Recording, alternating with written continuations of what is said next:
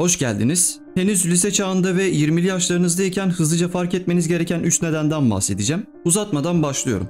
1. Kendi hayatınız sadece size bağlı değil. Bunu öğrenmem bana çok vakit kaybettirdi. İstediğiniz kadar kendinizi yetiştirin. Doğru zamanda doğru kişilerle karşılaşmazsanız ya potansiyelinizin çok altında bir iş yerinde çalışacak ve kendinizi oraya ait hissetmeyeceksiniz ya da bir iş fırsatı bile karşınıza çıkmayacak. Bu yüzden sadece şunu bilin. Kendinize yüklenmeniz tamamen yersiz. Çünkü bu dünyada yaptığınız planların en az %90'ı başarısızlıkla sonuçlanacak ve tüm o hayallerinizi güncellemeniz gerekecek. İlla vazgeçmek zorunda değilsiniz. Var olanı yeniden şekillendirmekten bahsediyorum. Belki o zaman o hedefin gerçek hayatta dayandığı bir zemin vardır ve o sonradan yonttuğunuz puzzle parçasının oturacağı bir puzzle vardır. Sadece bilmeniz gereken bu hayatın büyük çoğunluğunu bizim yaptığımız planların oluşturamayacağı gerçeğidir. Çünkü biz o plandaki değişkenlerden sadece bir tanesiyiz. Fakat o planın gerçekleşmesi için pek çok parametrenin doğru bir şekilde bir olasılıklar büteni içerisinde denk gelebilmesi lazım. Bir hedefte başarıya ulaşma yolundaki şanssızlıkların her biri birer değişkendir ve bunlar sayıca bizden fazla. Biz sadece bir değişkene müdahale edebiliyoruz. Fakat dış hayat bize göre şekillenmiyor.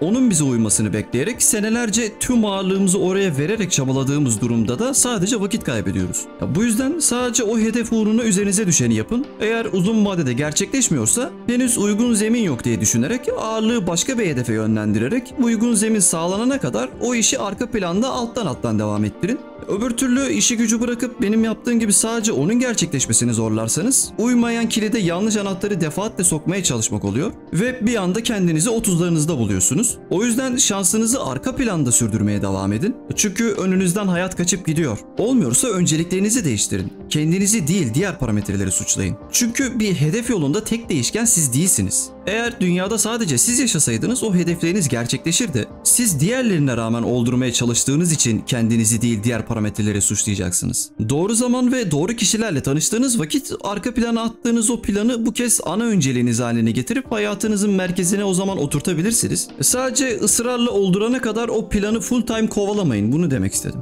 2. Çoğu ilişki bitecek. Bu normaldir. Lisede ve 20'li yaşların başında yaptığınız çoğu arkadaşlık hayat mücadelesi ve evlenen arkadaşlarınızın ortamdan birer uzaklaşıp kendi ailesini kurmasından ötürü sekteye uğrayacak. Bu yüzden size vakit ayırabilecek insanların sayısı azalacak. Çünkü artık öğrenci değiller. Hayatını kazanmaları gerekiyor. Bu yüzden 20'li değil 30'lu yaşlardan sonra kurduğunuz arkadaşlıklar daha oturaklı oluyor. Çünkü halihazırda hayatını oturtmuş bir aile düzeni kurmuş olduğu halde size vakit ayırabilen kişiler oldukları için düzenli olarak dışarı çıkmalı bir arkadaşlığınız olmuş. Onların hayatına onlar hayatlarını oturttuktan sonra girdiğiniz için nasıldıysa hep öyle devam edebiliyor. Sizinle düzenli vakit geçiriyorlarsa hep böyle sürebilir. Ama öncelikleri farklı olacak yaştaki eski arkadaşlıklarınızın hayatlarındaki ana görev olan eşikten geçtikten sonraki olacak size karşı mesafesini kestiremezsiniz. O kuş yuvadan uçabilir de yanınızda durabilir de. O kişiye gönül koymak yersiz. Ekonomik bağımsızlığı olup sadece pasif gelirle yaşayan birisi olduğu halde sizinle vakit geçirmemeyi tercih ediyorsa o zaman bu durumu şahsi olarak üstünüze alınırsınız.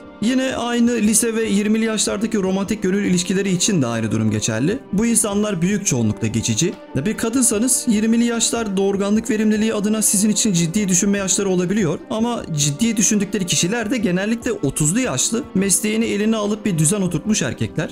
Her kadın siz ana görevinizi yaparken sizinle birlikte mücadele edip bu süreçleri atlatmayı beklemez. Çünkü ağaçta hazır olmuş meyve var ve bazı kadınlar da bunları tercih ediyor. Bu yüzden bir erkek olarak 20'li yaşlardayım, çok istedim ama niye benim hayatımda o kişi kalıcı olmadı diye düşünmeyin. O kızlar sizin değil, ekseriyetle 30'lu yaşlardaki erkeklerin hayatında kalıcı olacak. Çünkü erkeklerin aklı geç geliyor ve 30'dan sonra anca olgunlaşıyorlar. Erkeğin değeri, statüsü maddi manevi olarak 30'dan sonra ortaya çıkar. Yıllanmış şarap gibi geç değerlenir. 20'li yaşlarında bir erkek olarak hayatına alacağın kişilerin gözünde her zaman kalıcı olmayabilirsin. Çünkü henüz feleğin çemberinden geçmedin ve ana görevlerini tamamlamadın. Diğer tarafta da yuva kurmaya hazır bir erkek var. Yani erkekler olarak 30'larınıza geldikten sonra bir düzen oturttuğunuz halde kadınlar sizin hayatınızda kalıcı olmayı tercih etmiyorsa anca o zaman bütün suçu kendinize atmanın vakti gelir. 20'li yaşlardaki kalıcı olmayan romantik gönül ilişkilerinde hatanın yarısından fazlasını kendine yükleme. 3. Finansal okuryazarlık kazan. Yani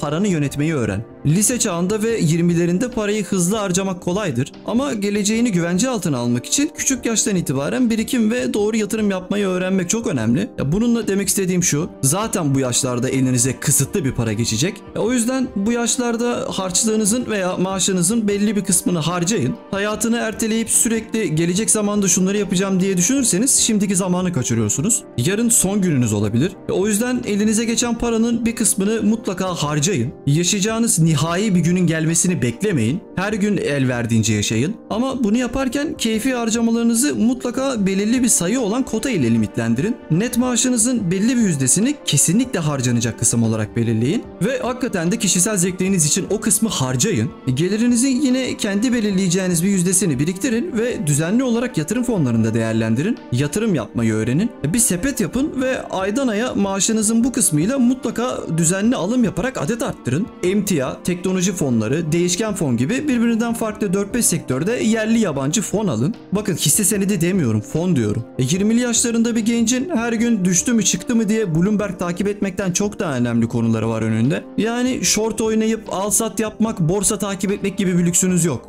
Alıp belki 5 sene unutacaksınız o parayı. En trende oynayanlardan da alın. En dipteki yükselme potansiyeli olanlardan da dipten toplayın. Riski yayın. Ekonomik okuryazarlığınızı geliştirin. Bu yüzyılda bir gençseniz tek maaşla yetinmek gibi bir lüksünüz yok. Bu side hustle denilen yan gelir elde etme becerinizin olması gerekli. Bir karantina daha olur, işiniz gider, ücretsiz izine çıkartılırsınız veya kendi dükkanınızı bir sene açamazsınız. Pasif gelirle kendinizi idame ettirmeniz gereken zamanlar gelir. Daha da önemlisi yaşlanana kadar 9-5 çalışmak yerine 10-15 sene fon yatırımlarıyla arttırdığınız adetler ciddi rakamlara yükselebilirse ana mesleğinizi çok daha erken bırakıp finansal özgürlüğünüzü kazanır ve bireysel emeklilik ile saçlarınızın beyazlayacağı yaşa gelmeden kendinizi emekli edersiniz. Sadece pasif gelir ile ekonomik bağımsızlığınızı ilan edersiniz. Küçük bir çocuğun mutlu olmasının ardındaki yegane neden olan tüm gününün kendine ait olması ilkesini gerçekleştirmiş olursunuz. Evet, henüz tüm bunları idrak etme ve uygulama yaşlarındayken bu 3 maddenin farkında olun. Eğer bu kanala abone değilseniz abone olursanız bana oldukça destek vermiş olursunuz. Böyle videoları sizler için yapmaya devam ederim. Yaptığınız her bir yorum nokta yazıp enterlasanız bile beni algoritma ile ana sayfaya çıkartabilmeye yetiyor. Kanalımda bu tarz pek çok video mevcut. İlginizi çekerse beklerim.